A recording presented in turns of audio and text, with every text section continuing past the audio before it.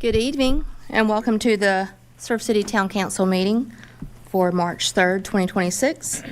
We're going to call the meeting to order, and I'm going to call on our pastor tonight, Nick Adams from The Gathering, to lead us in our invocation, which will be followed by John Koloski, councilman, to lead us in our pledge. If you would, all please stand. All right, everybody, let's pray. God, thank you for warmer weather, for sunshine, for a beautiful day. Help us to be present with you and each other in these next few moments, dear Lord. Just thank you for the town, and just thank you for the honor and privilege to lift them up to you. Dear Lord, I pray that we would all just be reminded to help us not to do things out of selfish ambition or vain conceit, but to value others above ourselves and know that you will work things out in a way that that honors and glorifies you. I just thank you for all the people that make up this town, and dear Lord, I pray that you just give the councilmen and women and mayor and police and all the staff that makes up the town, dear Lord, wisdom and discernment and decisions they need to make. And I just pray you go before them tonight, and I just thank you for letting me be a part of it in any kind of way, and I look forward to what you're going to do. We love you. In Jesus' name, amen. I pledge allegiance To the flag of the United States of America and to the republic for which it stands, one nation, under God, indivisible, with liberty and justice for all.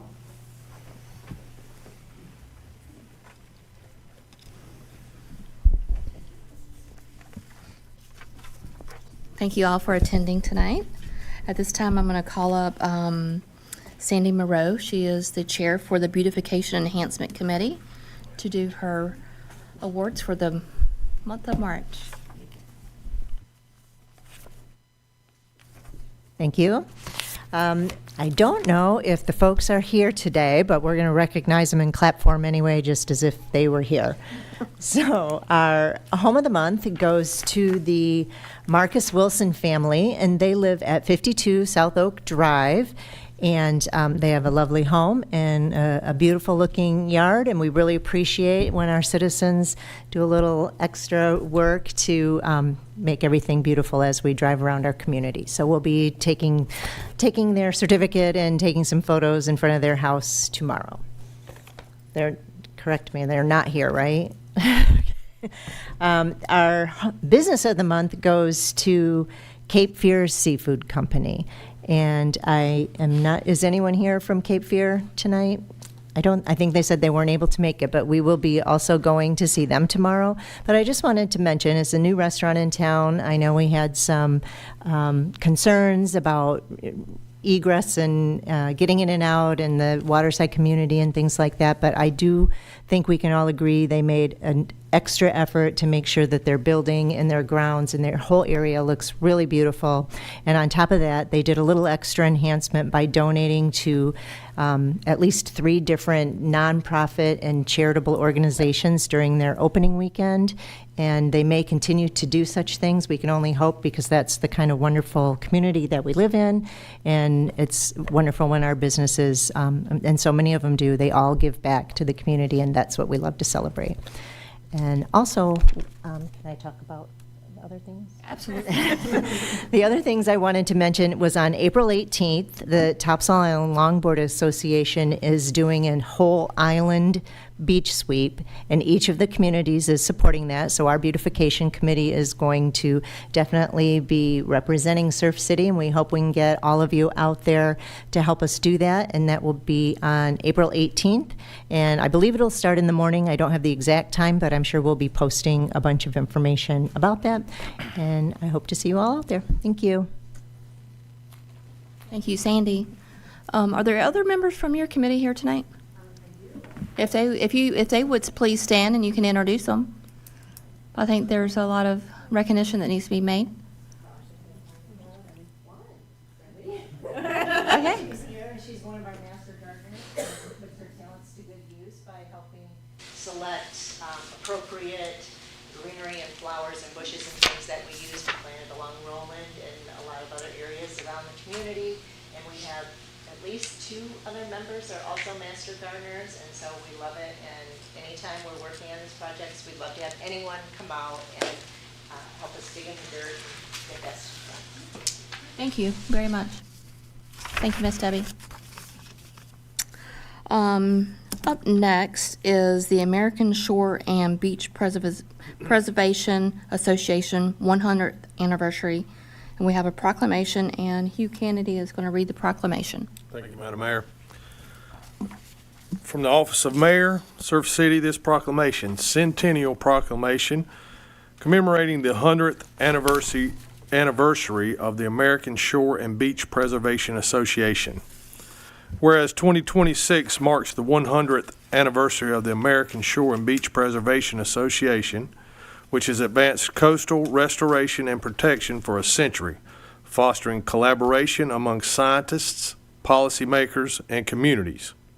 And whereas the preservation of shores and beaches remain vital for community safety, economic strength, ecological health, and recreation, as it was at American Shore Beach Preservation founding, and whereas we have benefited from American Shore Beach Preservation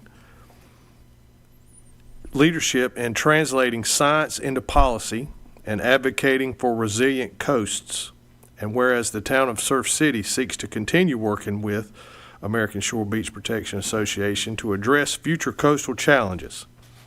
Now, therefore, it be resolved, the town of Surf City commends American Shore Beach Protection Association for a century of leadership and reaffirms its founding purpose to promote the well-being of the nation through careful stewardship of coasts and shores. We celebrate the American Shore and Beach Preservation Association centennial and renew our commitment to collaborative coastal preservation for current and future generations.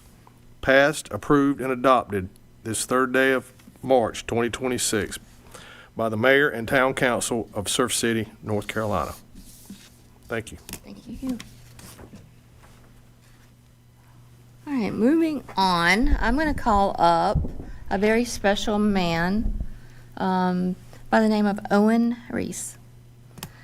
And he's gonna, you can stand right over here by the surfboard so you're not like right in front, but come on up, Owen. So tonight, it is truly my honor to recognize one of Surf City's very best. He is a young man who represents the determination, discipline, and the heart of community. Again, his name is Owen Reese.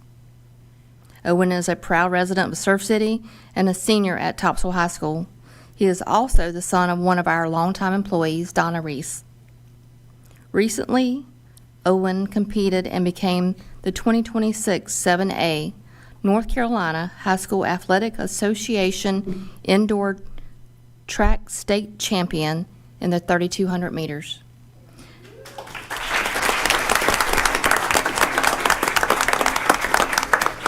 Finishing in an incredible time of 9 minutes, 20.46 seconds. If you are not a distance runner, the 3,200 meters is not just a race of speed. It's 8 grueling laps that test endurance, mental toughness, and willpower.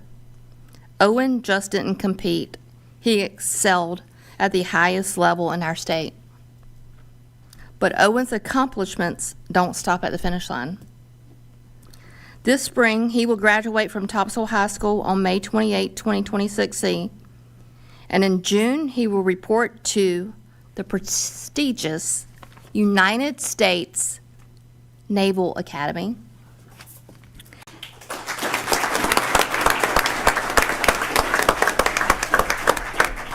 After earning an appointment and distinguish that reflects academic excellence, leadership, and character of the highest order.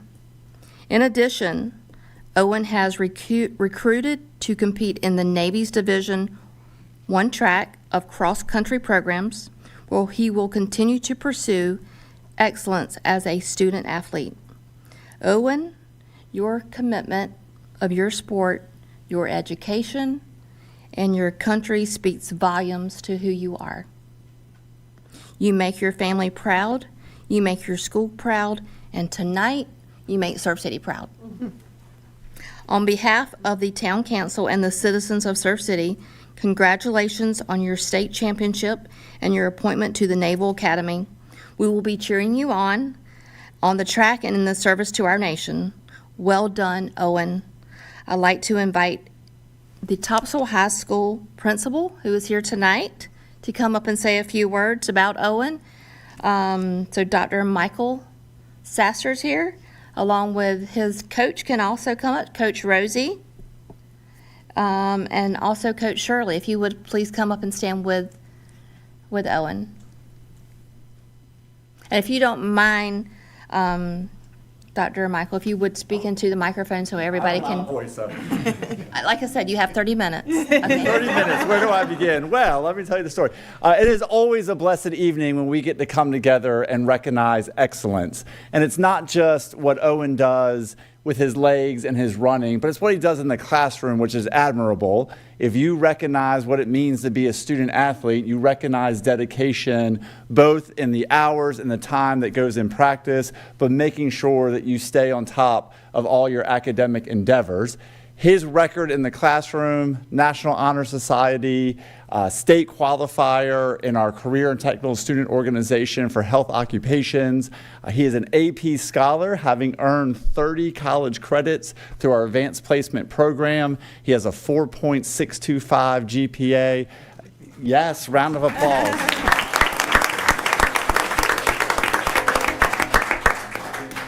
Owen is stellar in every imagination of possible. What I enjoy the most in the time that I've gotten to know him is just how he reflects upon excellence. I always have a saying that we work to better our best, and that certainly is what you do at Owen each and every day, that you model for us what it means to have great character, to have honor and integrity. I'm proud that you'll be representing Topsail High School at the Naval Academy, serving our country, and proud of what you'll continue to move forward in everything that this community has taught and given you with. So congratulations, we are proud of you. Yeah.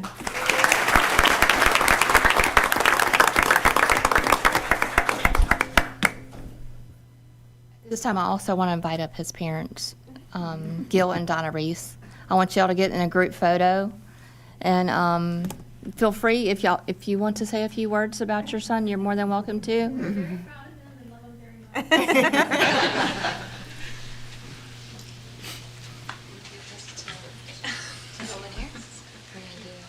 You guys come on in like you love him.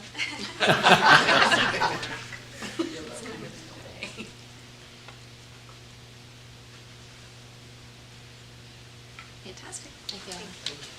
We're proud of you. Thank you, Mayor. Thank you, Council.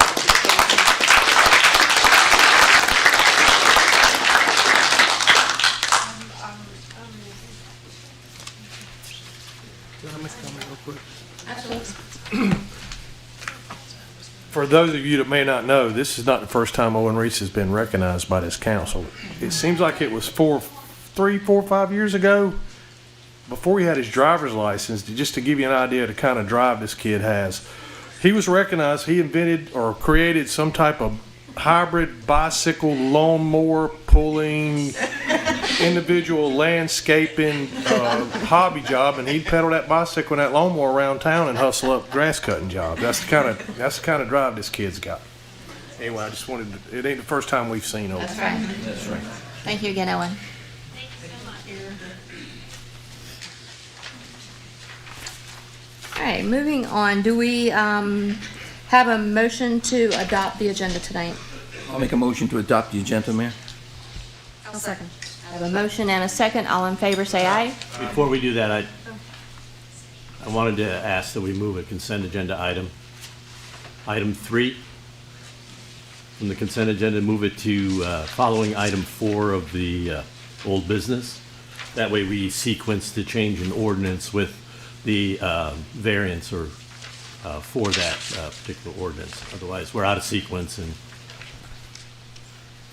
So item three. 3 to move to old Following. business after following item number 2 under old business. the following item 4 of old Under business. Item 4. So we have a motion? Anybody can remove it from consent, so Okay. now it's just a motion to adopt the agenda as modified. We have a motion to adopt the agenda as modified. I'll make a motion to adopt the agenda as modified. I have a motion and a second. All in favor, say aye. Aye. All opposed, same sign. Motion carries. At this time, we will go into a motion to approve the consent agenda as modified. Do I have a motion? I'll make a motion to do that. Do I have a second? I'll second. I have a motion and a second. All in favor, say aye. Aye. All opposed, same sign. Motion carries. Next up is public comment. And Carla Citarelli, our town clerk, will call up public comments. Patty Gilbride?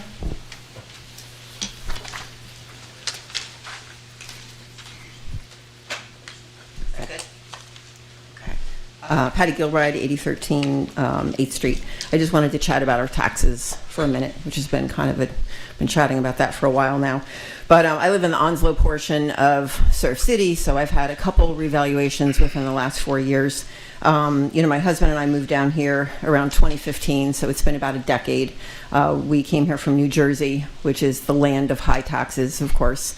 Our taxes were close to a third down here. Of course, we had the high insurance, but, you live at the beach, you deal with high insurance.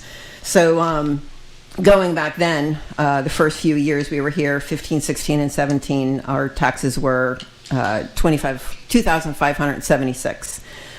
For 18 and 19, they went to 3,241. 20 and 21, they were 3,267. This is obviously my Surf City and county tax. 22, 23, and 24, they were 5,588. And 2025 taxes are a whopping $6,218. I took a quick look online to see what the national average was, an increase in property taxes, and it's 52%. My taxes here in Surf City have gone up 141% in the last 10 years. I don't know, I guess this is kind of a done deal, but at the very least, I want to remind the council of your promise to adjust the tax rate when the new valuations came in for Pender and for Onslow to help take the burden off the backs of the folks that live here. Just for the record, I checked my New Jersey taxes because I was curious if I had stayed there, what my taxes would be. And after 10 years, they've only increased 18.7%. So thank you for what you do and have a good night. Thank you, Patty. Good to see you back in town. Cindy Kennedy?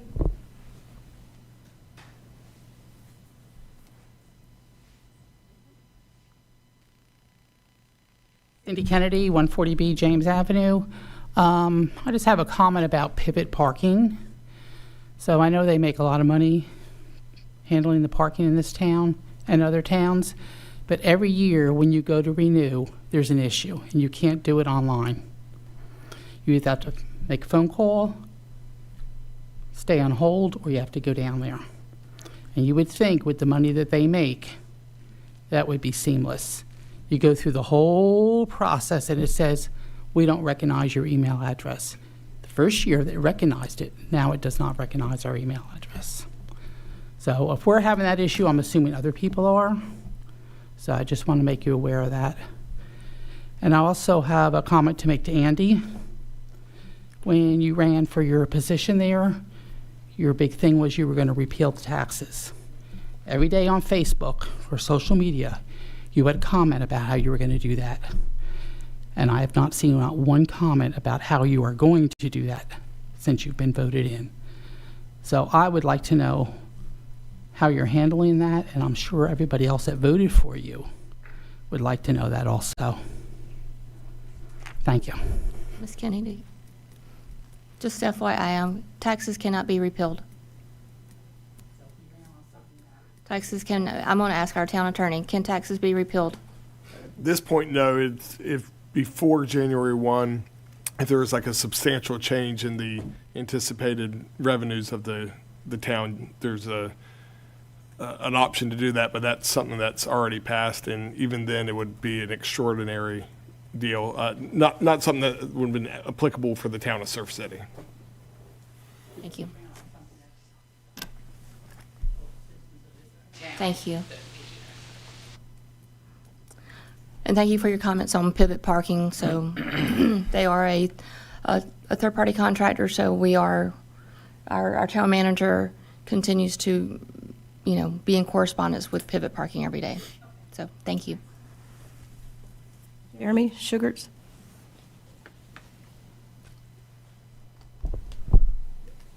My time starts. I want to ask about the fee schedule. I don't want to belabor it. Old business number 2. Are you guys doing anything about that? Are you voting on that tonight, or you're going to vote on that tonight? So you're going to make, okay. So we're going to have a discussion about that, basically. I thought it was going to be maybe moved a little bit down the road or not, or is it? Okay, all right. A couple things real quick. Jeremy Sugars, 150 Cornell Lane. I want to very quickly talk about a couple things. First, and Mr. Pleil, don't want to belabor this, but during your council forum, I would like an answer from you. I asked the question last month. I want an answer to what Ms. Cannady and I asked last month. As a citizen, you ran on a campaign promise. It was on your signs, your Facebook. I want an answer from you. That's what we're owed as citizens. Okay, and I don't want none of this technical BS crap that you're good at doing. What I would like to know is exactly what you're going to do to make that happen.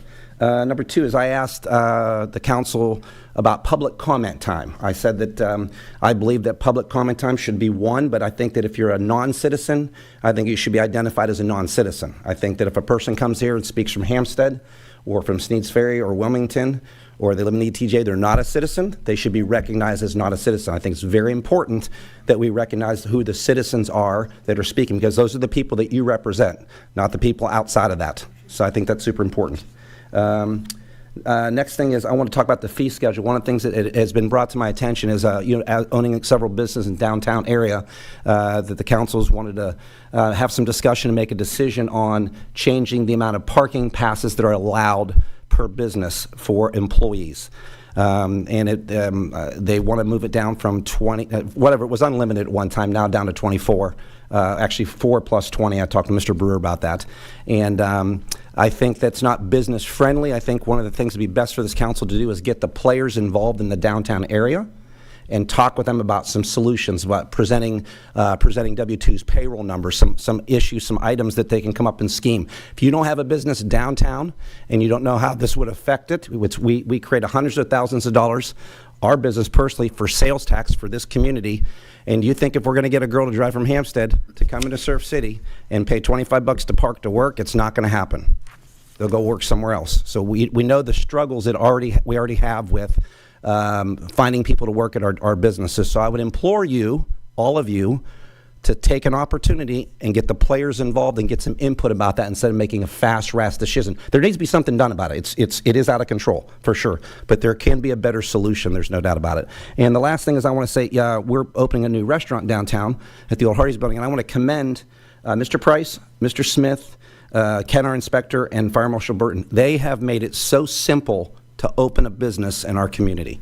And I just want to thank them for that. Because you usually go to communities, you have to jump through red tape. Not that we don't have to, but they make it super simple. So I want to thank them for that process. And I want to wrap up with that. So I would like the council to address those in their council wrap up, those couple items that I talked about. Thank you. Thank you, Madam Mayor. Thank you. Appreciate it.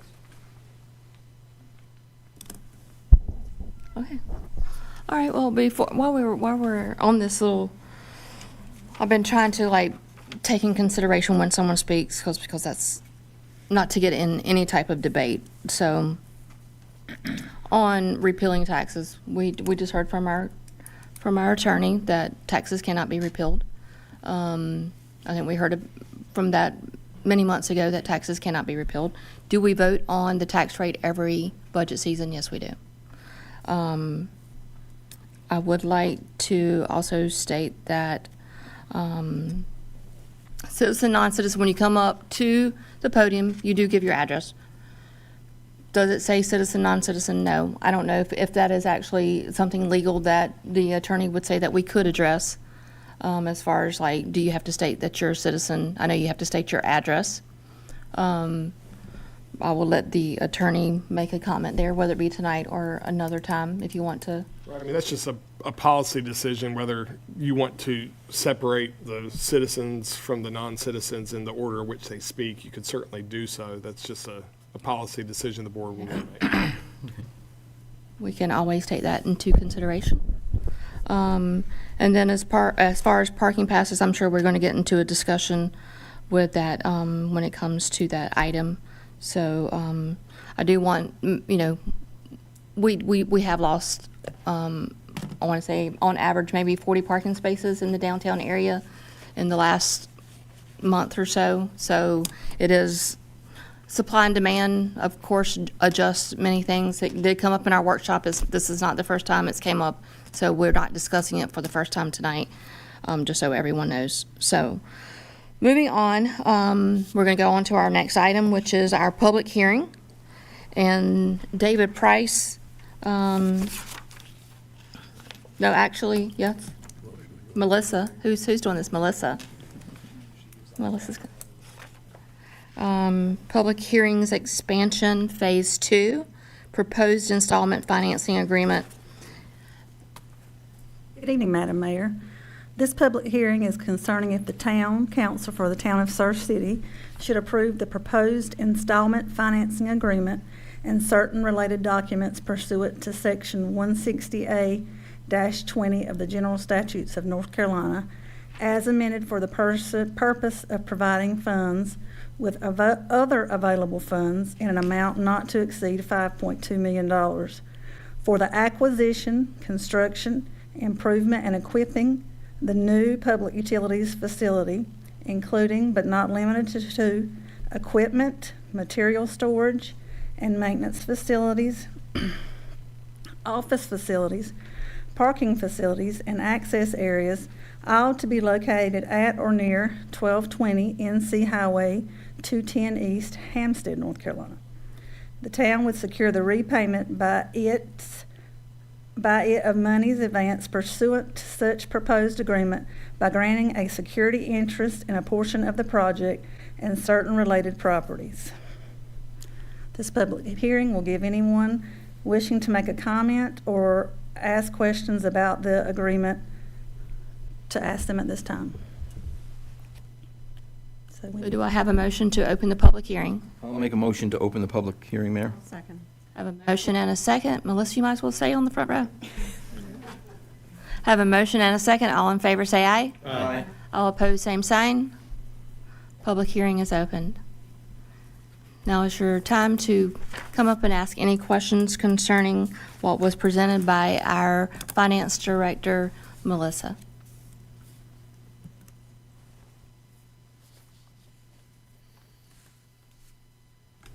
Any council have any questions? I just want to clarify so people understand what this project is. This is land property that we already own, and it's going in addition to where we're doing our public utilities building on 210 currently that people might have seen, and restructuring what's currently there and using that as more of an office space. We've lost storage, so this is basically adding that storage back into that lot. I can cover it, Yeah. Melissa. Melissa handles all of our finances and does a fantastic job. This project is a phase 2 of our public utilities complex over at 1220 NC 210 near H2O Place where our water tower is. So as the town grows, the need for additional storage, equipment storage, office space, et cetera, is all necessary. So what we are doing is seeking a loan in order to pay for that. The repayment of that loan is built into existing water and sewer rates. There's no increase in rates to fund the repayment of the loan. In order for the local government to borrow money, we have to get certain approvals through the Local Government Commission, or the LGC. So holding a public hearing essentially on the borrowing is necessary in order to do that. But I can say that all the finances are in place for this. We put out a request for proposals for banking. We did receive those yesterday at a favorable rate for the town. at 3.74% at a 15-year repayment. And with that, we are able to pay that off earlier if we find that necessary or beneficial to the town. So essentially, that's the impetus of the project and the requirement to hold a public hearing for this. But capital projects like this are built into our rate model where we look at future needs for our utility system.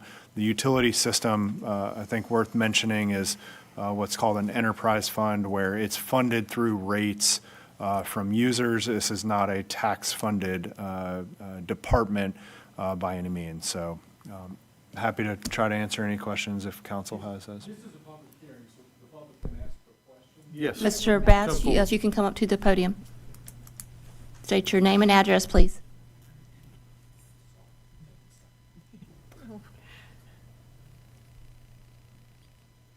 Quick question. My name is David Batts. I'm 1307 North Topsail Drive. My question is this. Is this why we went up on our taxes, was to pay for this? So how much of the tax increase we're paying now is going to be paid on that loan?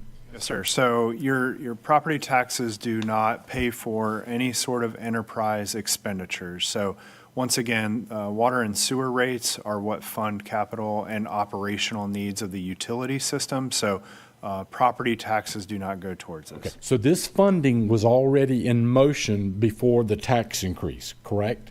Or the arrangement to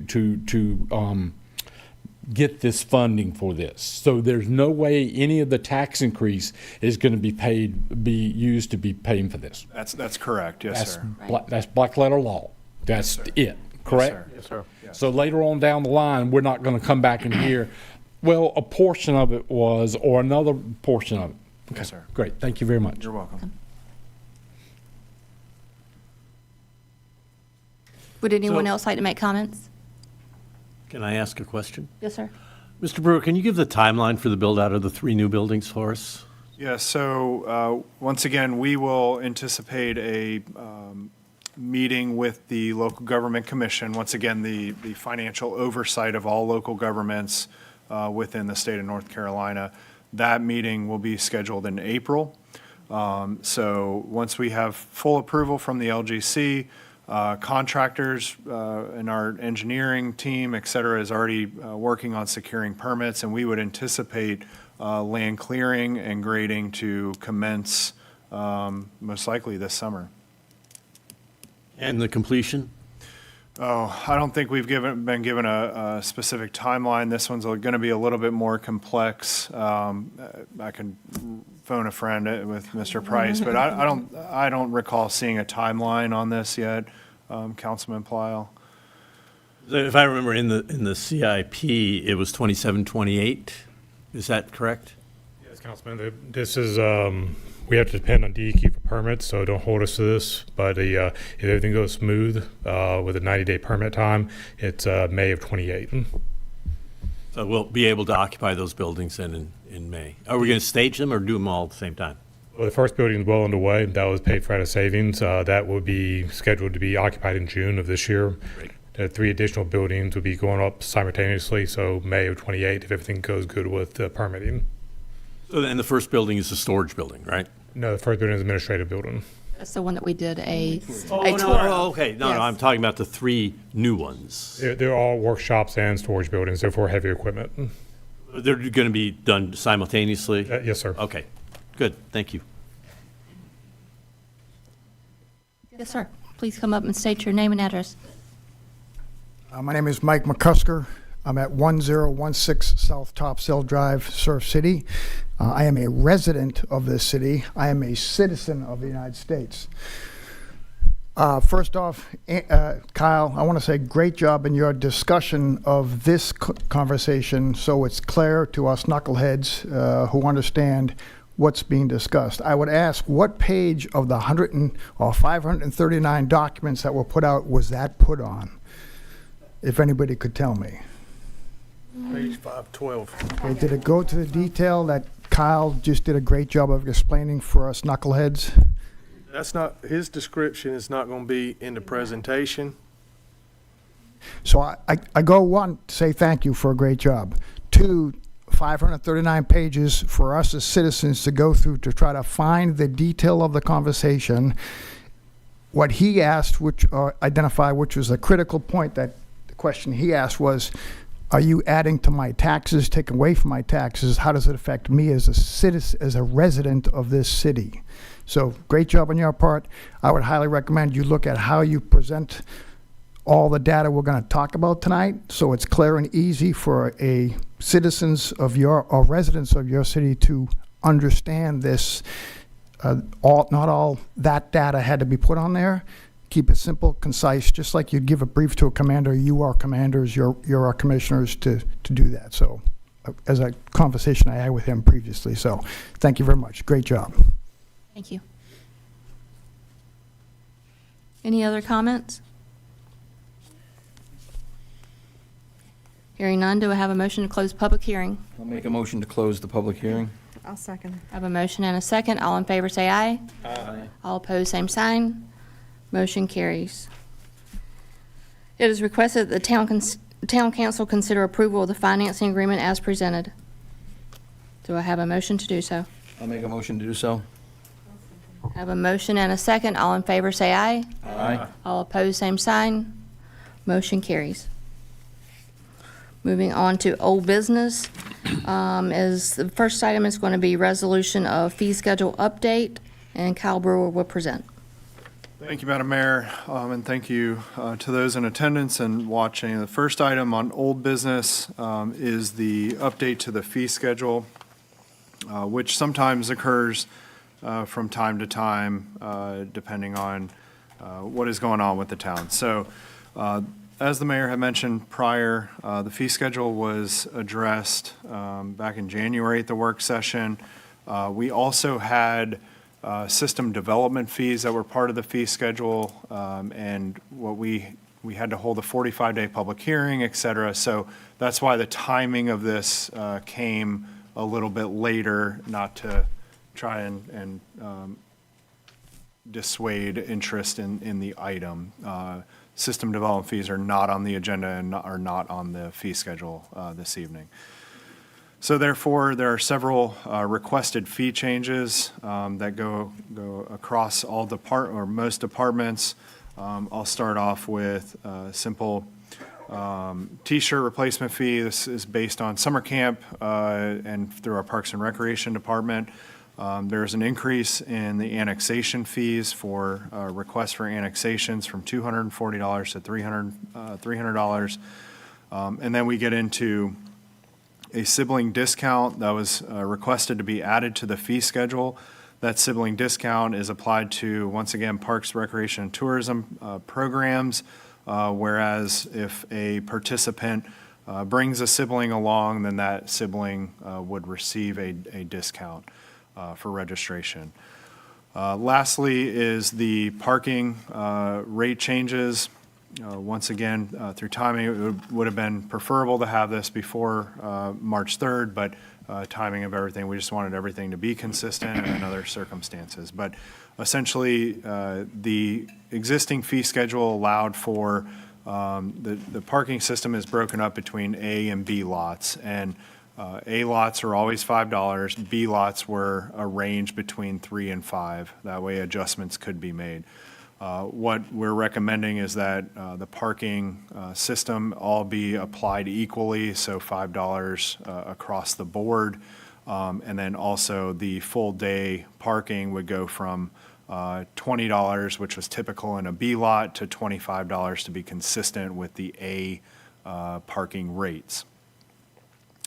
In addition to that, and what we had heard about earlier is our business parking. So right now, businesses within the Island Town Center or a geographical boundary downtown Surf City, which also includes what I would refer to as Old Roland, that goes to where the old swing bridge was, is provided for, first and foremost, 4 free parking passes that typically will go to owners or managers of the business. And then what the fee schedule allowed for was a graduated rate as to where the first, let me get my notes, The first 1 through 5 parking passes beyond 4 were charged at $100. 6 through 10 were $75, and then 10 plus were charged at $50. So what we did was we said, okay, we're going to just apply a consistent fee schedule to those additional passes, but there's no maximum on how many passes could be obtained by an Island Town Center business owner or a manager, whoever's operating that business. In addition, we do have multiple businesses under one roof, so they would qualify as separate businesses. What has been presented is having a cap on how many parking permits would be available to our businesses, whereas that would be set at cap of 20. So technically speaking, if you're a business, you're going to get 4 as first 4 are going to be free, and then you can purchase up to 20 beyond that. Once again, if you have 2 businesses under one roof, you can technically get 48 parking passes for those 2 businesses.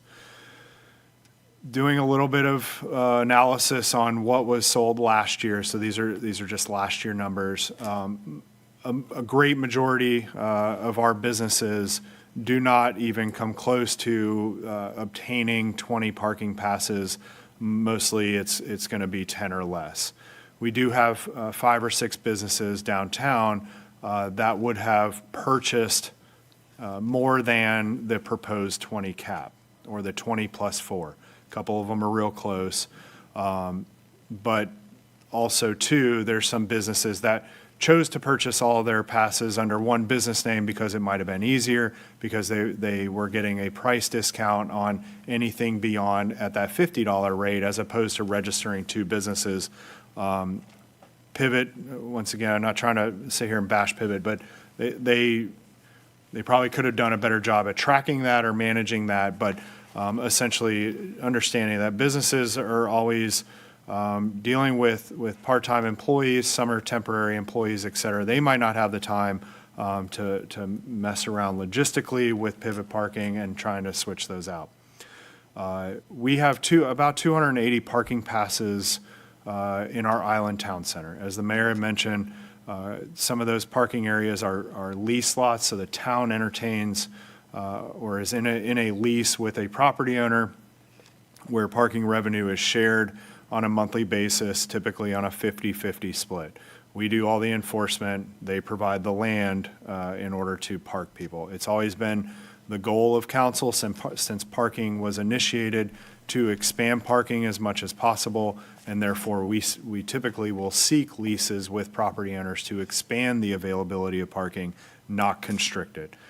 Access to the beach is something that we take very seriously and want to make sure that we have as much access as possible, but we have a little area to do that in. So once again, the number of those top 5 or 6 was about equal to the 280 available spaces downtown.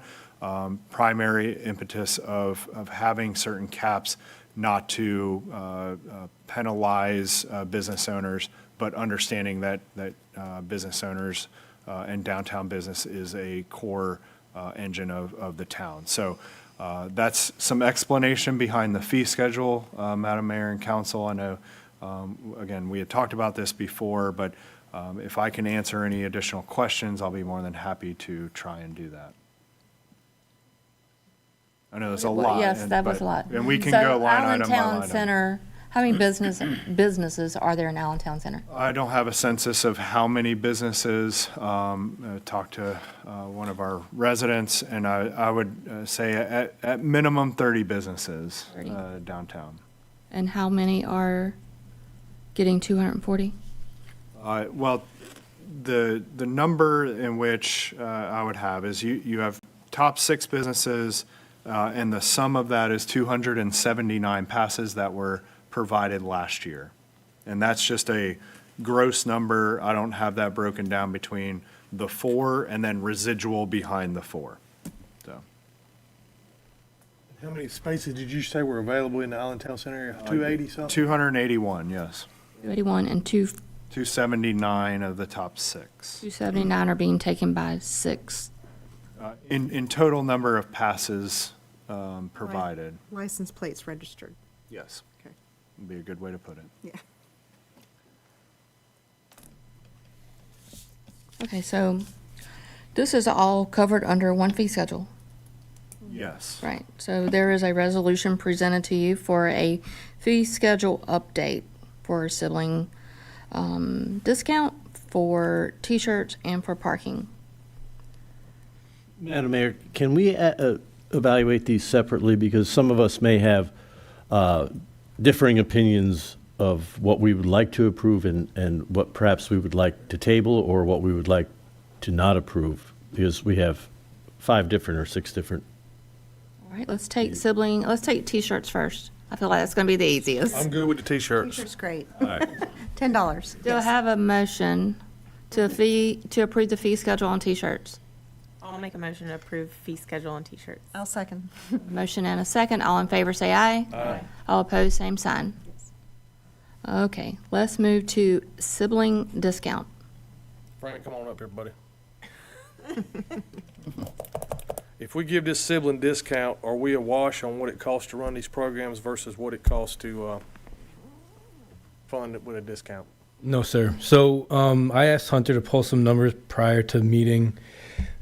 Last year, resident siblings, we had 124, and that's not counting the first child in the household. These are just the additional people attached to that first child. So 124 resident siblings, 9 employee siblings, and 58 non-resident siblings, a total of 191 siblings. If we were to have applied this discount last year, that would be a total of $5,730 that we would not obtain in revenue.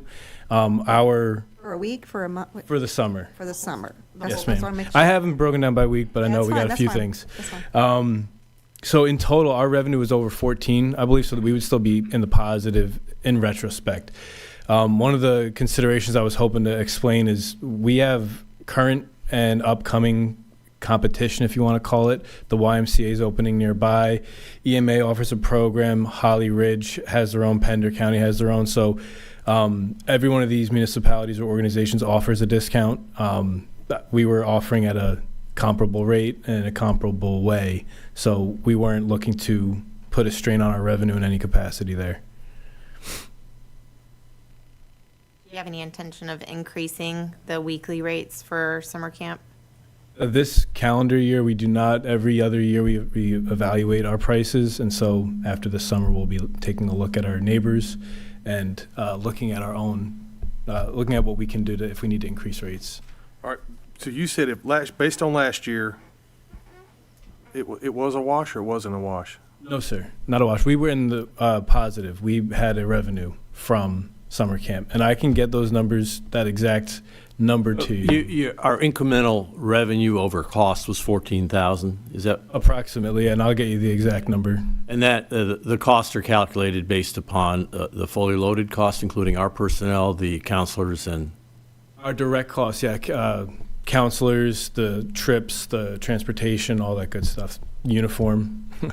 And my understanding is, as part of the budget process, in fact, this month sometime, we'll be seeing an entire fee schedule then for Parks and Rec and the programs that we offer or the fees related to. Yes, sir. Yeah. My preference would be to include the sibling discount as part of that discussion. That way we can see the entire budget for the Parks and Rec programs together. If it's feasible to offer our residents a sibling discount, that would be something I think from a community's perspective we would support. I'm less inclined to suggest that non-residents, because our residents also pay property taxes. So if you would, I mean, if it makes sense, putting this as part of the fee schedule discussion that comes up on the 19th of March. When do we open registration for summer camp? It's March usually, 11th. Yeah, it's usually like the first or second week, so we'd already be open in registration, so then you're having to go back. If it's something we're going to implement for this summer, we'd be refunding people. Does offering this discount put us below our price point of what we're making? Does it hurt? In other words, does it hurt us? Does it take away? No, sir. Unless there was a household with 100 kids, I don't think we'd ever be in danger of not recouping our money. But again, this doesn't affect. You don't get $60 off the third kid and $90 off the fourth. It's a straight 30 per sibling. And so I ran the numbers with Hunter. We are not going to be in a deficit implementing this, assuming we hit our minimum, which again we would not follow through with running our program if we wouldn't hit our minimum. What I'm getting at is it's not hurting us to give Yes, this sir. discount. In That's fact, correct. It's more of a community thing and a little bit more of a It's an incentive for families, yes, sir. to want to do it. And Well, I if don't know. we don't get hurt for it. I don't see a problem in it. I still have a challenge with non-residents getting a discount when our residents, siblings, though there's no financial benefit to the town by giving the discount, there's only a financial deficit associated with that. So the non-residents are already going to be paying an inflated rate due to the non-resident rate, and so that $30 off would be at the inflated rate to begin with. Again, it's more philosophical than economic, and I know that's out of character for me. I apologize. Trudy. Is this okay? So explain it to me this way: the camp gets filled up by mostly our residents. So I could pull that information. I don't- remember hearing that. Okay, the camp's open, and within 6 days, it's full. So when I got here in May, that was a conversation I wanted to get a hold on. And so each of the past 3 years, it's fluctuated due to either fee schedule changes or other businesses or organizations offering summer camps. So last year, Hawley Ridge offered their first summer camp. And so that number this year, I don't have it in front of me, but it was closer to 50-50 than it is, 80-20 or anything like Well, that. your sibling ratios are 2 to 1, right? 129 versus 59. It is 58 to 124. Yeah. Okay, I was close. So, so it's 2 to 1 in terms of how the discount will be applied, John. So, for 2 siblings in our town, there's 1 sibling out of the town that would get the discount. Yeah, per last year's numbers. Last year's numbers, yeah. Well, and That's all the spaces Here's are what I taken up by propose, Surf City if I can. residents. I'll jump in because I feel like we're Yeah, getting ready to let's do it. spin down a rabbit hole. Let's go ahead and vote on this, knowing that it may or may not be need to look at in the future because of timing. They're already going to open it up on the 11th. You're talking about pushing it back to 19th. I believe we've missed that window. So if I can, I'd like to make a motion that we pass the sibling discount as presented. I'll second. If we can do that, or no? Well, I'm kind of with Motion and Andy we of have a giving the, motion and a second on the floor. Any discussion? Trudy? I'd like to offer an amendment to. Wait, let's I was saying, one at a time, I please. agree by offering the advantage to the residents, and there are other camps opening for people outside of Surf City, and they can figure out the costs and benefits and travel and all the things that will affect those families. But, I mean, our taxpayers pay a lot of money, and so I'm certainly in favor of giving a sibling discount to Surf City residents, so. Okay, Andy? I agree with Councilwoman Solomon that if we are going to take an economic hit on this, even though we still stay in the black on the program, that's money that could have gone somewhere else as well. That offering it to residents is more appropriate than offering it across the board, and I would support that amendment. So we had a motion on the table to approve as it was presented. All in favor, say aye. All opposed, same sign. Raise your As presented for as what, by pre- you? As amended. As amended, that you Okay. just amended. It is requested that town council, 'cause we had a we had a motion. motion and a second. If you would raise your hand on Hugh's motion, if you approve his motion as presented, to accept it as presented by our Parks and Rec director. Raise your hand. Right. 3. If you oppose giving a sibling discount to Outside of Surf City. outside of Surf City, raise your hand. Motion passes to accept the sibling discount as presented. Thank you. Okay, moving on to parking. You might want to, Madam Mayor, just a suggestion, tackle the annexation fee real quick. Okay, annexation. All right, let's move to annexation first. Any questions concerning the annexation fee schedule?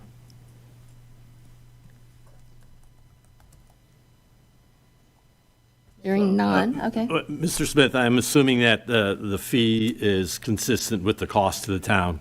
Jeremy Smith, if you would please come. Oh, okay. Yes, it is. Okay. No, that, Okay, thank you. thank you. All right, so with the annexation, it is requested that the town council consider approval of the annexation fee schedule as presented. I'll make that motion. I'll second it. All in favor, say aye. Aye. All opposed, same sign. Motion carries. All right, parking. Madam Mayor, if I may make additional suggestion, and I'm done with suggestions, is that the hourly, daily, and weekly fees be addressed? Separately. Yes. Well, I'd like to start off by saying something. And it's just from myself, I don't hate to be a wrench in the gears. I just feel that maybe this needs some further discussion. rather I than think just- time is of the essence here with, Hourly, daily, and weekly will seem to be minor adjustments. Yeah, nothing to do with Nothing the related to business. ITC business. That's still on the list. Well, I believe that those are reasonably consistent with what other towns do. Our B lots are not that inconvenient.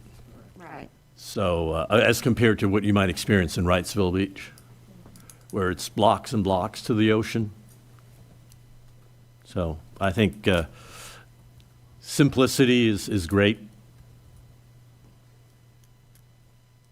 That being said, I'd like to make a motion that we approve the hourly and daily and weekly rates as presented. I'll second. all right, we have a motion and a second. All in favor, say aye. Aye. All opposed, same sign. I don't quite understand it. All right, Sorry. let's just, $5, $25, and the $100 are raising the rates on So the this doesn't parking have lots. anything to do with the business? No, we ain't got there yet. That's my, all right, let's, my hook. all in Do it again. favor, raise your hand of the, all Changing the rates, oppose Which one? for the $5.25. Oh, yeah, I'm sorry. I'm just making sure we're on the right. Everybody's on the same Good on page. that. Sorry. Motion carries. Okay, now for the passes. Did we do the zoning violations? No, not yet. Save that for last? If you You wanna- want an easy I'll one. make a motion, we pass the zoning violation. I mean, you know. $100 a day per violation once final notice or stop work order is issued. I'll second. A motion and a second. All in favor, say aye. Aye. All opposed, same sign. Is that the last one? That's it. There's nothing else except. Okay, parking passes. Who wants to start off? I know there's somebody that, come on, bring it. Well, I will say, I agree with the business owners. I know that there's no way that you can ask a busboy who's making $8 an hour to pay $20 a shift to try to park. I think the issue is that not every single person that's working at your business should be parking in the lot either.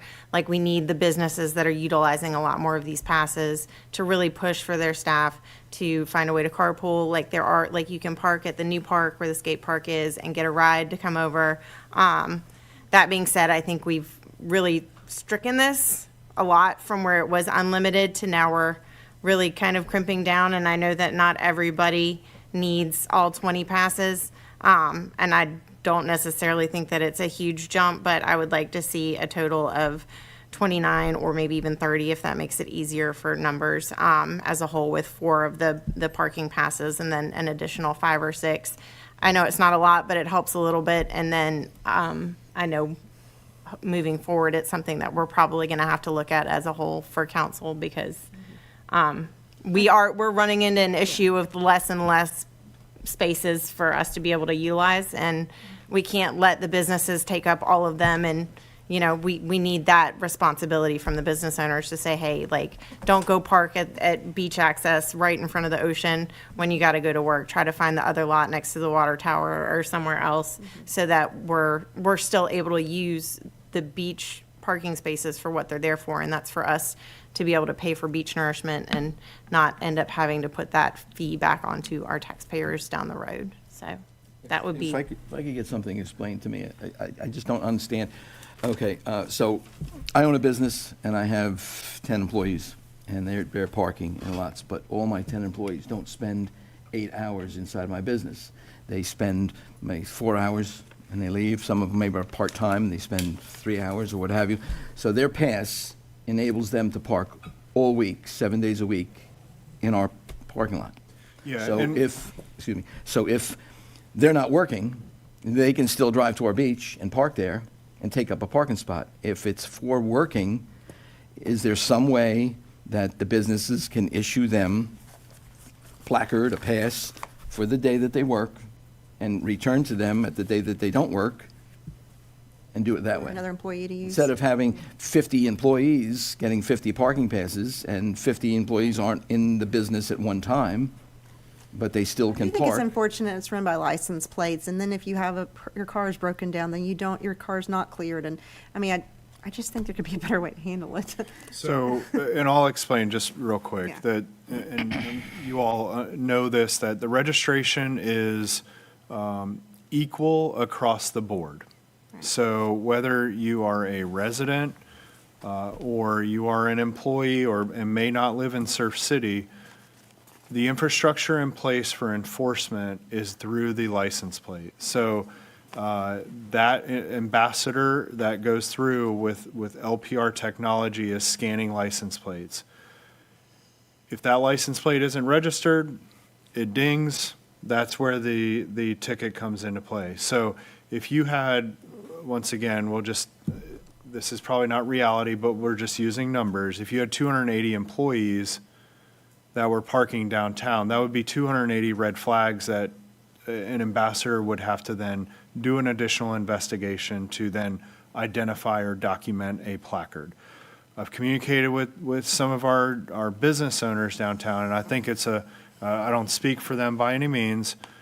There is a consensus that something could change with the applicability of business-issued parking. And that can come in many different forms in regard to you either park here, designated parking, or inverse to that, you don't park in these parking spaces. It's up to you to find parking somewhere else throughout the system or network. So I think that the process of a placard, it's just going to cause additional concerns or issues with the enforcement side of things with the program. I hear what you're saying, though. I'm just trying to figure out, because if I work 1 day a week, but I have my parking pass, well, the other 6 days I can go park for free and go to the beach. Of course, yes. I just think that's where that space is occupied by somebody that's a visitor that would pay for that spot. Yes. That's all. I'm just trying to figure out. Something like that feasible for us to try to tackle this year, though? Not this year, no. Next year, we absolutely could try and implement the infrastructure necessary on the enforcement side to be able to provide that guidance back to business owners. Because again, open parking spaces equates to patrons that may be able to park and visit the business. So there's also revenue tied to all of that as well, from a different standpoint. So just to give some numbers to the situation here, Mr. Koloski's example was a good one. It's that they work 1 or 2 shifts a week and they park all for the entire year, assuming that 1 in 10 of these people uses the beach on a particular day. And I calculated we have 690 parking passes. And I did the math a little bit differently. So, or alternatively, if you're looking at the opportunity cost, the lost revenue, the top line lost revenue to the town is about $150,000 a year. That's what this costs us right now under the current fee schedule. I'm not making a judgment I'm simply sharing with you the math. So it's either the opportunity cost or in terms of Mr. Koloski's example, it is the unavailability of a spot that would be available for a paying customer. If you were to apply the $300 per year price, which is if you live in Hampstead and you want to buy a parking pass, you're going to get charged $300. You get it for the full year. It's $147,000 of revenue that we generate when we only generate $47,000 from the sale of parking passes. Not a judgment, simply the math. Thank you. Again, I think one reason why this has come up was because we lost 2 valuable parking lots. How many spaces, Kyle, approximately? Oh, probably about 40. We lost 40 Allen Town Center parking lots that we did lease.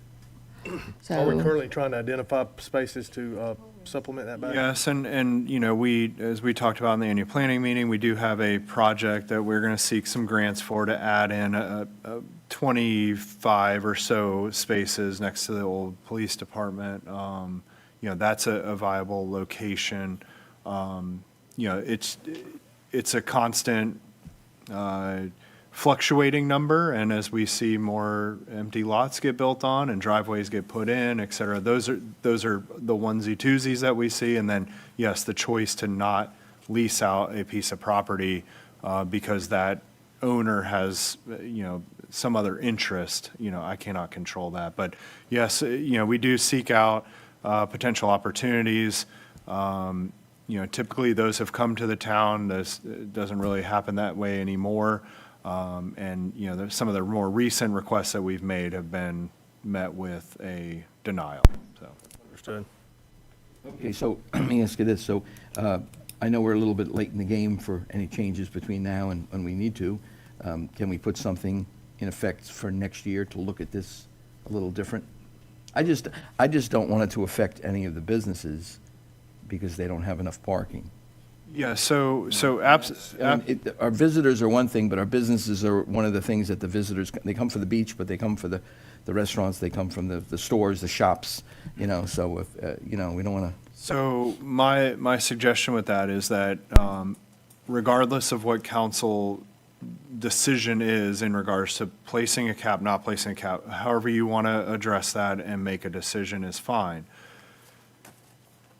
It at minimum, and what is probably a better route is to identify what the cost is per employee parking per pass, and then the number or a cap or maximum or no maximum is it gets written into the parking policy. That way that can be adjusted, and we don't have to bring a fee schedule back to the board to make that decision, because a fee schedule typically is a budgetary item that we don't want to mess with the fee schedule on a frequent basis throughout a fiscal year. So I think that if anything, whatever the direction is on number or no number, whatever that is, we can, if that can be directed towards policy making versus fee schedule, then I think that's a better route for y'all.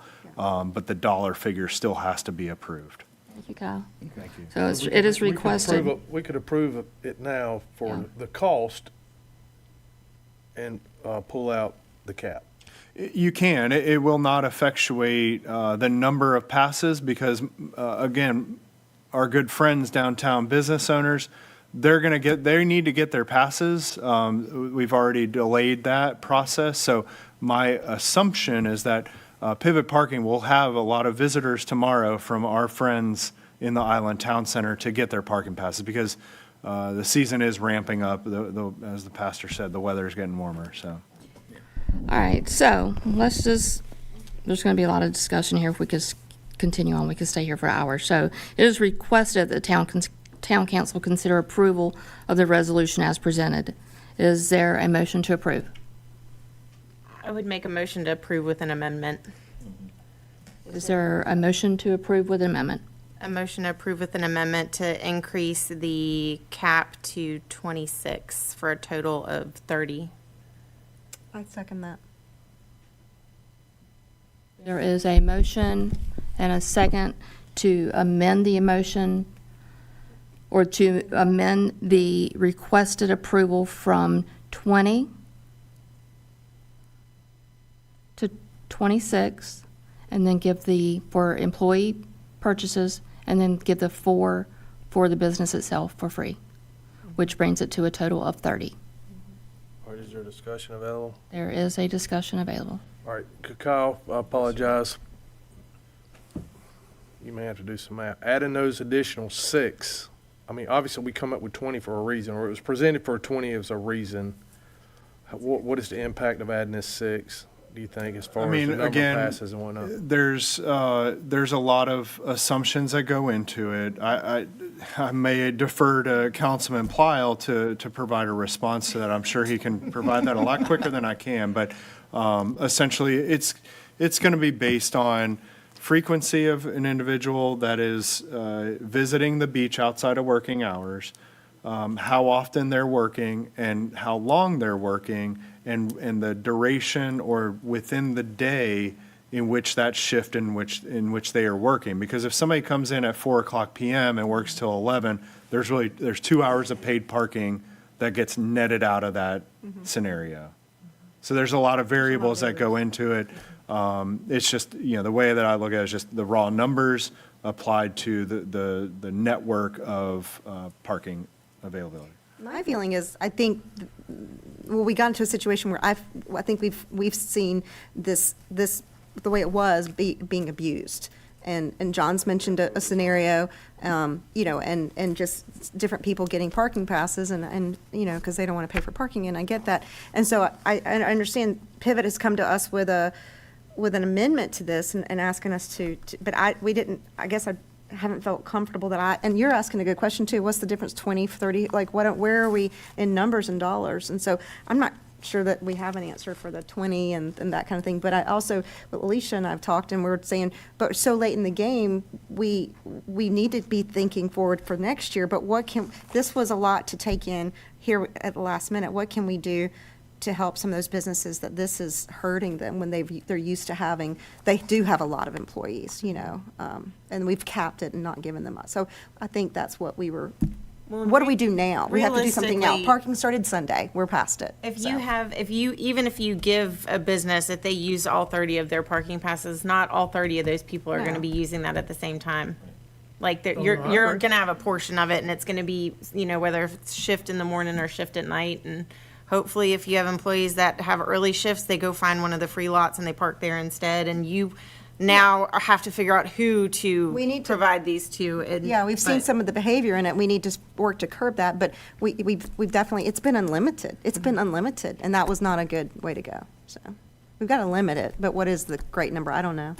One of the other challenges we have too is the inability or an easy mechanism by a business to move a pass from one employee to another, particularly if an employee no longer is employed, but is then replaced, rather than being able to transition that pass. It's easier it might have been easier to purchase an additional pass for $50.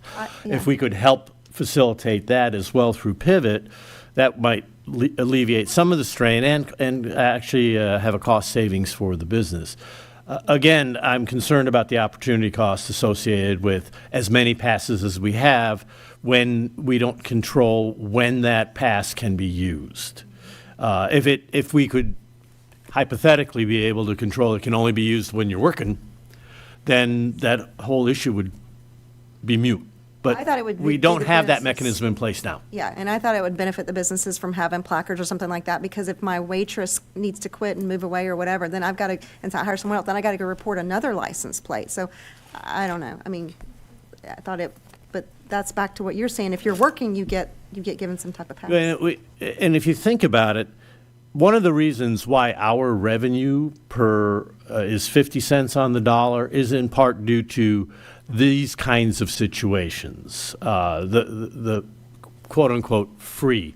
I'm not arguing that we ought not to do this. I'm just saying that is one of the factors that plays into the difference in how much we make in terms of nourishment profit as opposed to other communities where they don't have this issue or have, and I'm not sure if Pivot has solved this issue for others. I know in Wrightsville Beach, not even residents get free passes.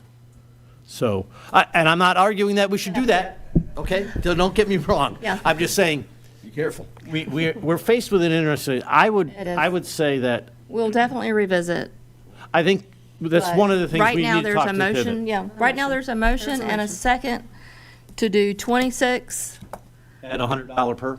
Yes. with 4 free available to the business itself with a total of 30. There's a motion and a second. All in favor say aye. Aye. All opposed, same sign. Motion carries. Okay. Wow. All right.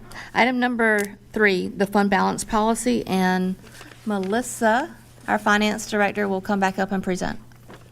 And I'm going to give just a little bit of background because this one has been a evolving process. We talked about this, was it in December, January work session, and council, you had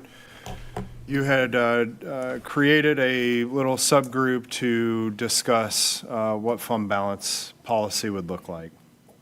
So we went through those deliberations and ultimately determined the recommended fund balance policy to present to the board for adoption. What the fund balance policy does within our budgeting process and demonstration of fiscal responsibility and overall financial health is that it provides some parameters as to what fund balance is typically spent on, things that we need to account for, exposure to natural disasters and weather-related emergencies, potential long-term infrastructure disruptions that would impact revenue, uncertainty in external funding for critical infrastructure projects, and the need for fiscal flexibility to respond to unplanned capital needs, personnel adjustments, or contracted services outside the adopted budget. Things happen in the middle of the fiscal year. This provides some general guardrails as to how we're going to react to that, and also should the fund balance go below a certain percentage, requires a mechanism in which how we are going to bring that fund balance back up. Being a coastal community, it is of utmost importance to be able to have a healthy fund balance, not that we're just sitting on a bunch of money, but things happen in coastal environments that we have to be prepared for. We have to pay for things to get us back whole. Some of those expenditures may become reimbursable through federal support, FEMA. We've heard discussions on the national level about reform. That is uncertain to us at this time. We could have, God forbid, a tree fall in and come through the roof of this building. The government has to be able to recover from that, and we have to have the finances to be able to do that. With that being said, the town did not have a fund balance policy, although being good fiscal stewards of the taxpayer dollar, we certainly made sure that we had a fund balance in place to be able to address those issues if they come up. What this policy does is sets a percentage of what our annual expenditure would be and says, okay, you're going to maintain that percentage in order to qualify to this policy. So what we had come up with is, a prior iteration is that we would have a scale between we want to maintain 75 to 100% of those expenditures, and then there's some things that get transferred out of revenue that would be sort of assigned monetary transfers that we have to do. Powell bill for roads that comes from the state, and a couple of other things.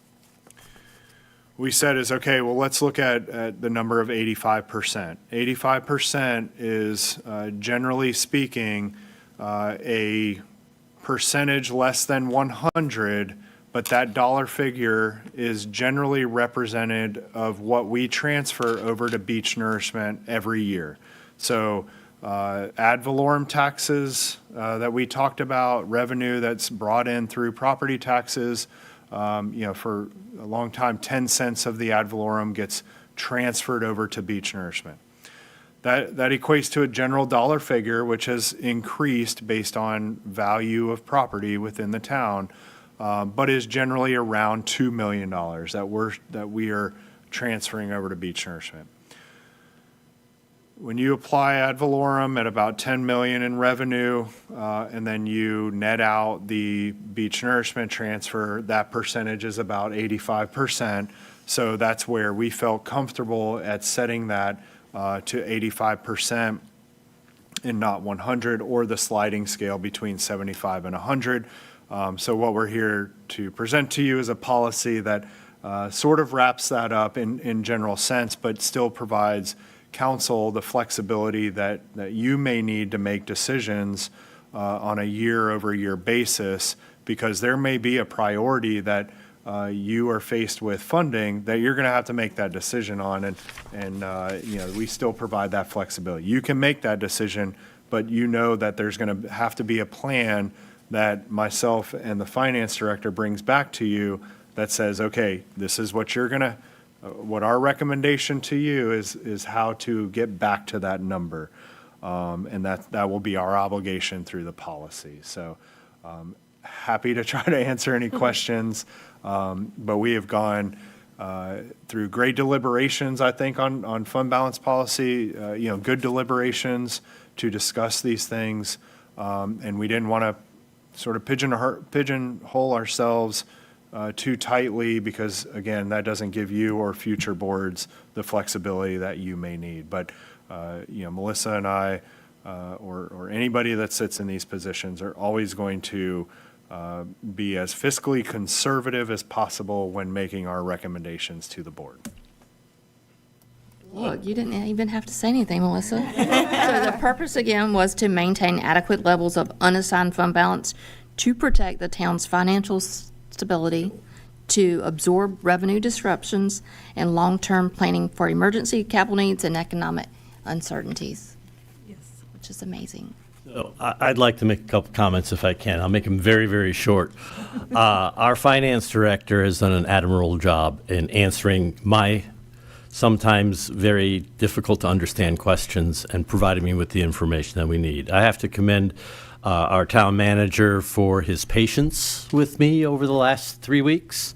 I think the last point was at just before the meeting today, and we were able to come to a reasonable conclusion that protects not only our financial viability as a town, but also provides us the opportunity then to evaluate what an excess fund balance might be used for, and that's the first step toward a responsible budgeting coming up in the new budget year.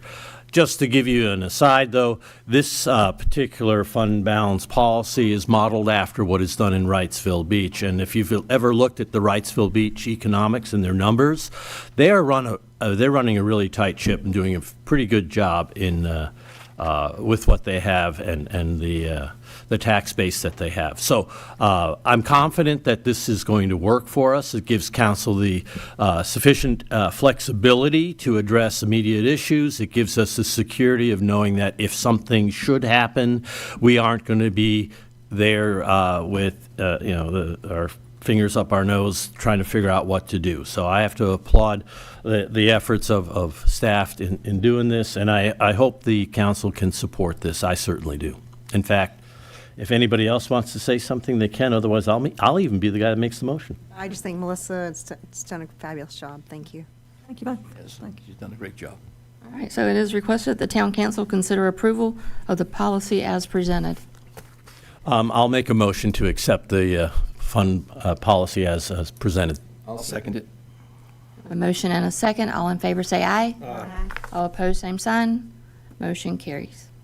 Thank you, Melissa. Thank you, Melissa. All right. Item number 4 is ordinance revision, Chapter 12, Section 12.11, and Cal Brewer will present. Yes, thank you again, Madam Mayor and Council. This item is essentially just to clarify processes that are already in place and ordinances that are already on the books.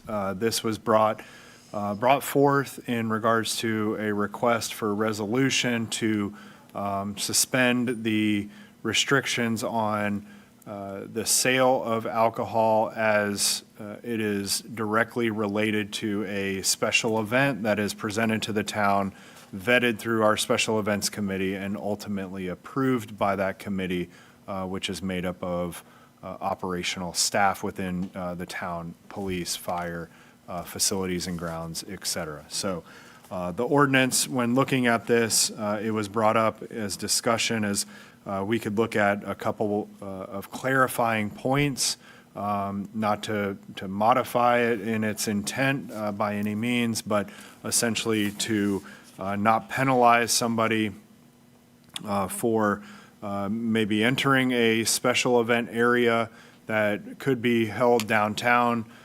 Somebody might want to go purchase alcohol from an establishment.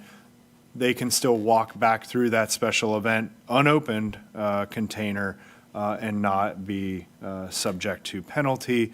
And then the other one was just clarifying that alcohol cannot be consumed or possessed in the areas that were already identified in the ordinance, streets, sidewalks, or alleys, but then adding, or in public parks, sound accesses, and municipal buildings and grounds. So those are essentially the clarifying things for the ordinance in order to effectuate the process that's already in place and for us to continue to do what we do.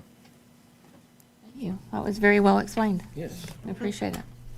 All right, so it is requested that the town council consider approval the ordinance amendment as presented by Cal Brewer.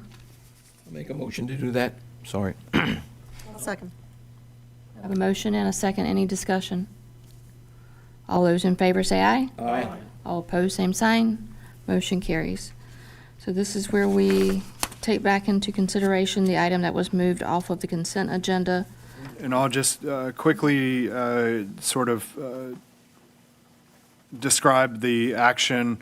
Councilman Pleil had requested to remove the resolution that approved Ocean Fest's special event to be able to serve alcohol within town streets, et cetera, as their upcoming event. And all that is then now subject to the ordinance in which town council just adopted.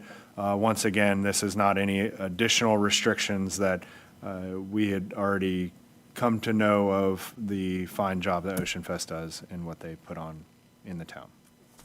We need to vote on that as well then again. You can vote on the resolution. So there is a motion to approve the resolution as presented. I'll make a motion, we approve the resolution as presented. I'll second it. Have a motion and a second. Any discussion? All those in favor say aye. Aye. Motion carries. Under new business, Melissa is in the hot seat tonight. Resolution finding and appointments and requesting approval for the local government commission. So really, this is a continuation of from the public hearing. This resolution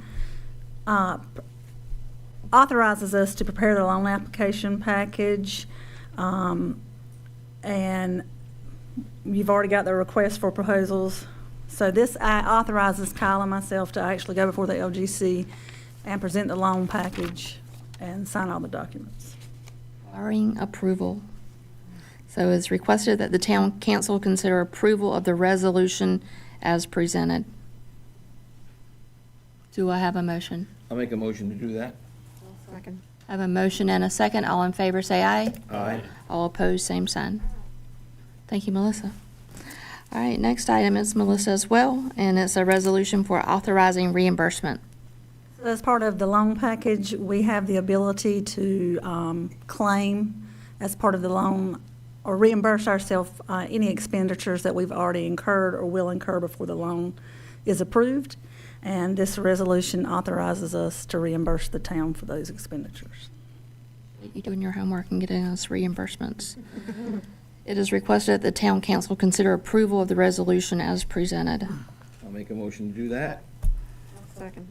All right, all in favor say aye. Aye. All opposed, same sign. We just made ourselves whole. Thank you. Thank you. All right, next item number 7 is Carla, and she will presenting the NCLM voting delegate for 26-27. Thank you, Mayor. This is for the North Carolina League of Municipalities. Each year requests that you delegate someone who can vote on the town's behalf on their legislative goals. This has been Mr. Brewer in the past. It's suggested that you delegate him again. I'll make that nomination. Second it. I have a motion and a second to continue with Cal being our voting delegate for the league. Any discussion? All in favor say aye. Aye. Sorry. Same sign. Motion carries. All right, we're to the manager's report. Kyle Brewer. Hey, somehow close my Word document. Pulling up spreadsheets and stuff. Sorry.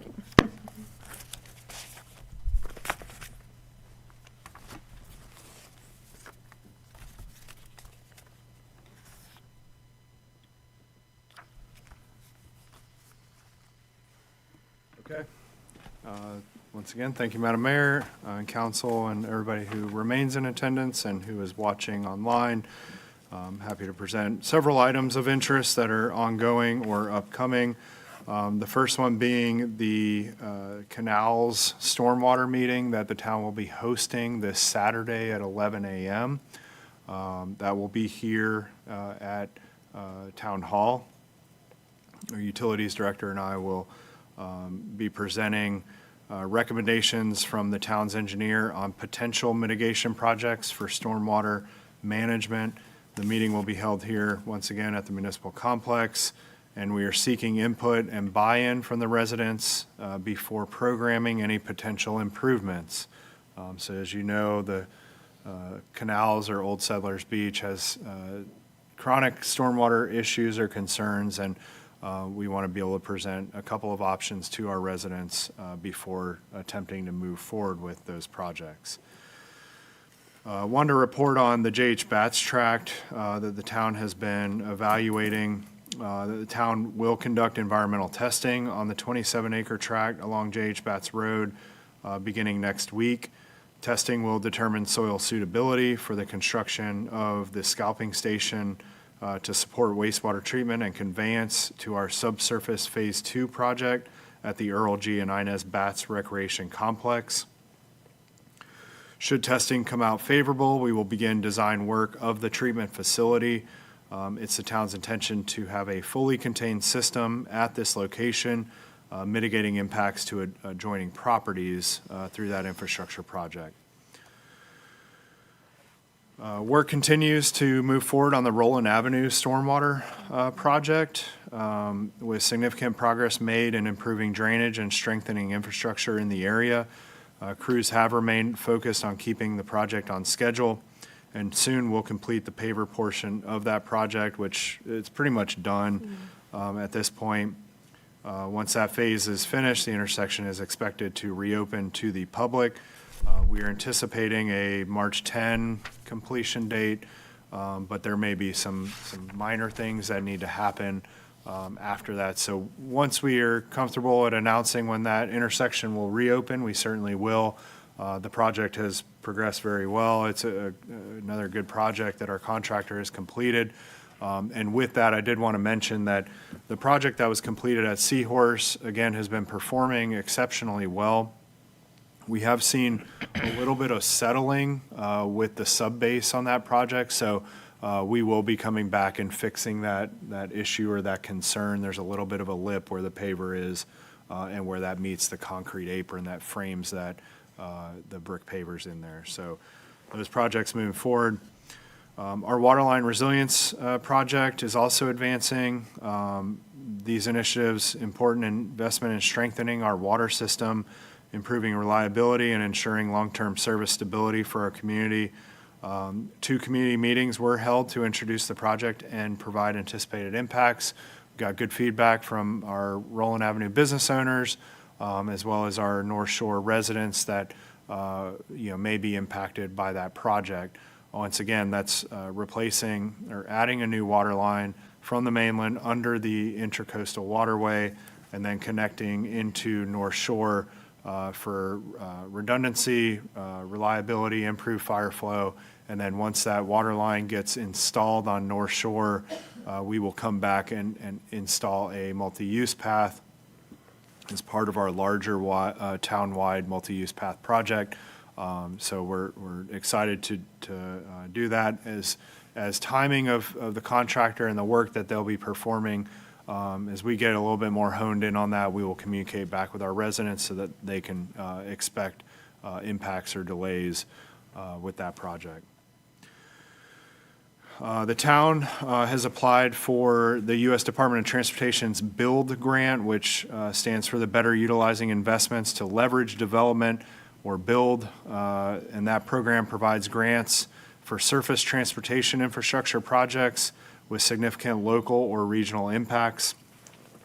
Specifically, the town is seeking funding for final design, right-of-way, construction, grant administration, and oversight and compliance to finalize segment 1 of our multi-use path, which will connect Magnolia Reserve on the mainland to Fire Station 25 at Deer Run, as well as construction funds for segment 4A, which is Tortuga to J.H. Batts.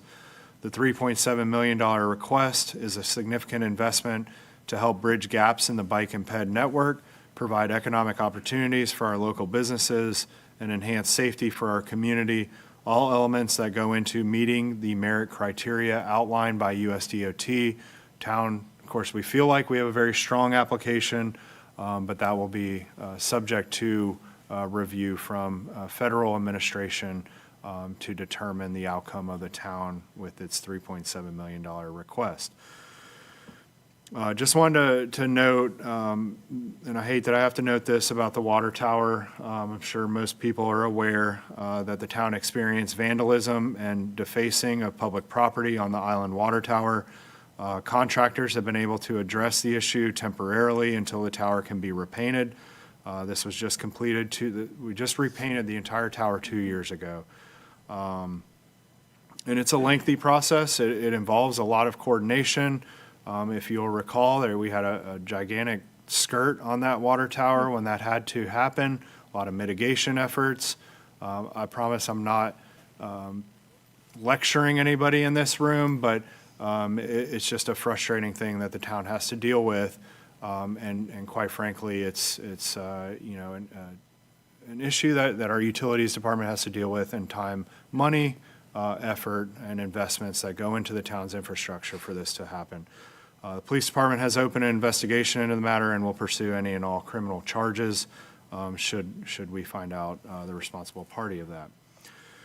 Once again, just a quick update, Pivot Parking, they have registered 917 resident vehicles. I will once again communicate with Pivot about efficiency in the registration process. We've sold 133 season passes to date. And then just as a reminder, they did have to change locations. They are now located at 119A Triton Lane over near Triton Village. So if you do need assistance with them, please either call or visit their office. But that's just a minor update. So with that being said, happy to answer any questions from council on the manager's report. Thank you. Any questions for Kyle? If not, we'll move to the town attorney. No report. Brett DeSelms has no report.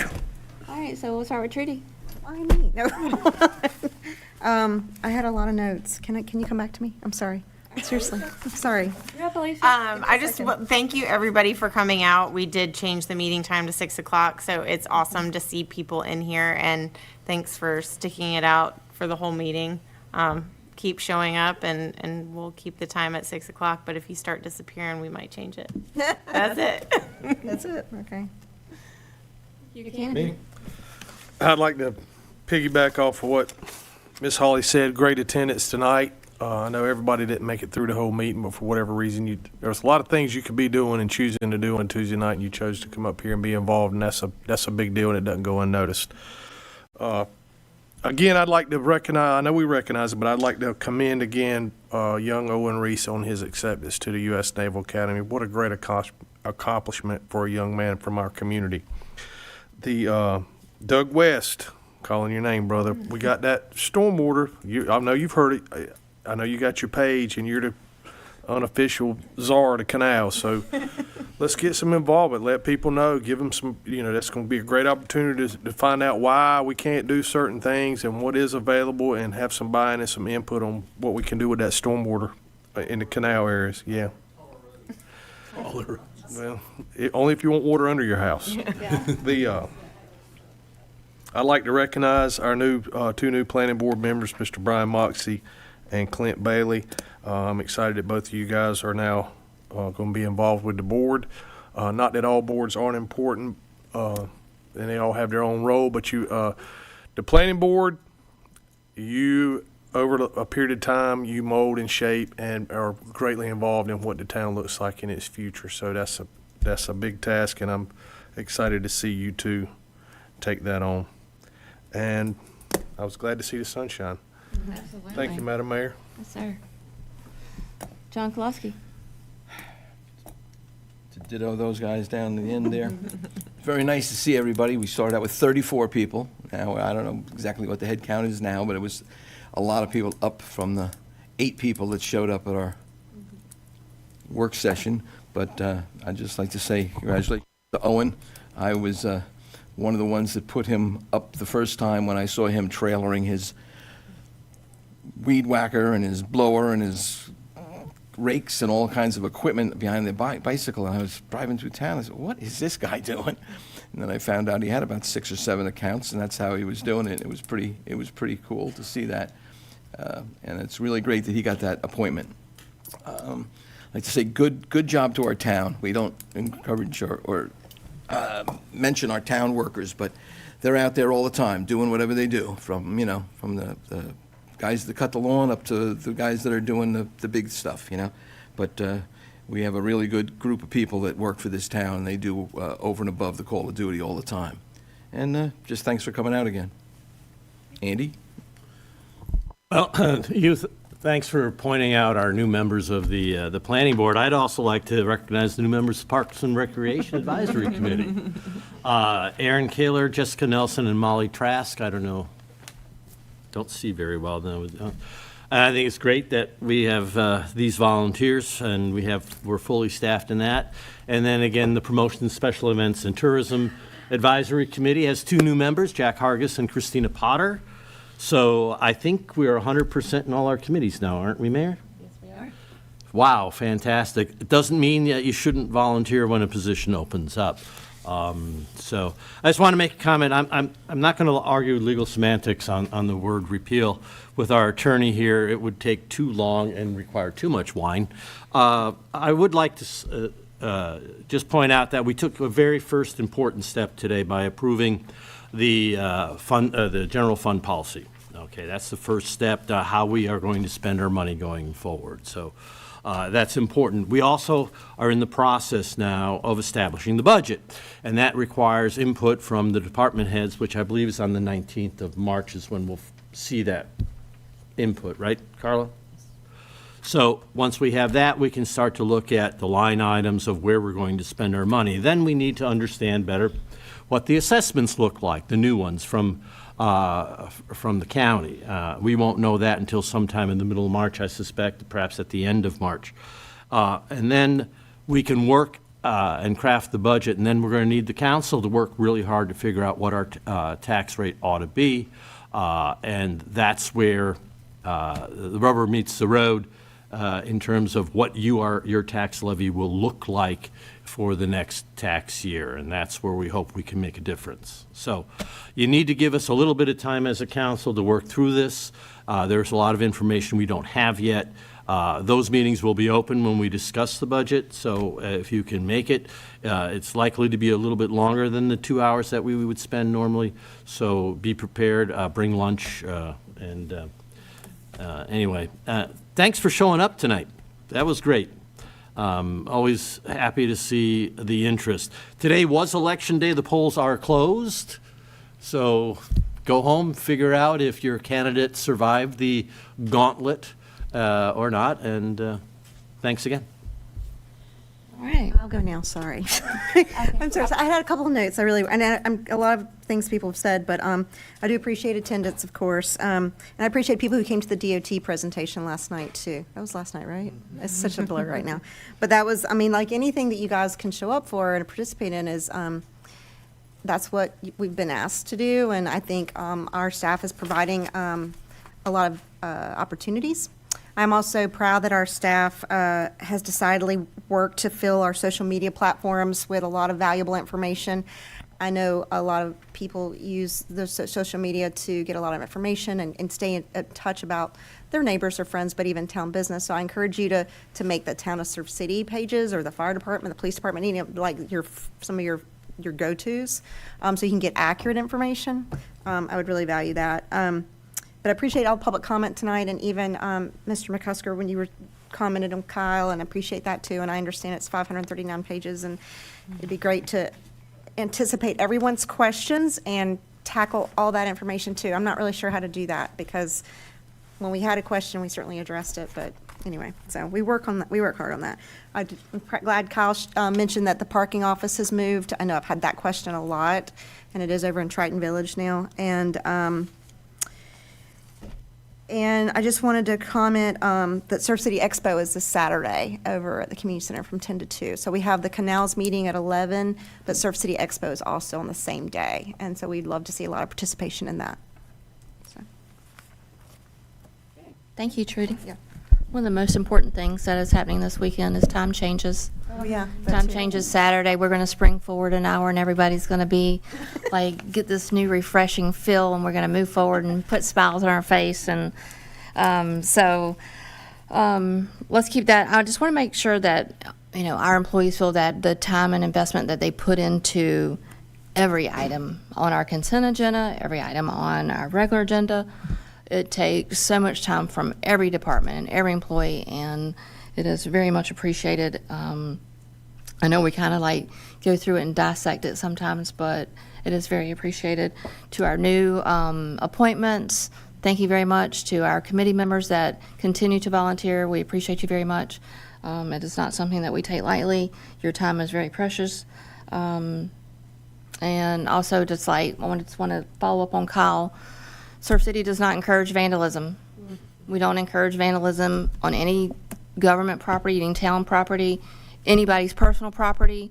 So, just keep that in mind when people are social media can be cruel to all of us, and you see all these just crazy people just making, not crazy people, but crazy comments, I would say, just it sounds like we're promoting vandalism, and we do not. So we just want to make sure that, hey, we are going to be holding people accountable if they do vandalize, government property. It costs money. It costs tax dollars to fix items that are vandalized. So, again, thank you all that have stayed out for this meeting tonight. I know it's been a long meeting, but we do appreciate you. And if there is no other comments, I am very thankful for our downtown businesses. I'm glad we got the extra parking in place this year for those 6 extra spots, and for the total of 30. So hopefully that will alleviate and give a little bit extra cushion there for us to figure out, hey, are we going to have a special parking lot maybe next year, and we can reevaluate that all after this season. But